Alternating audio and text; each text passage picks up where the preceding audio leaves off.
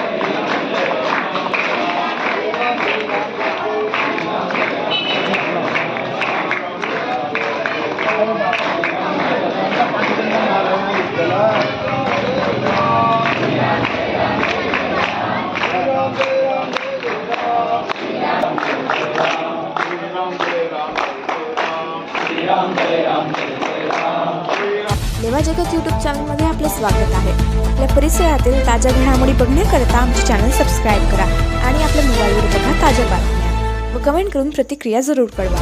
बघत रहा लेवा जगत। धन्यवाद।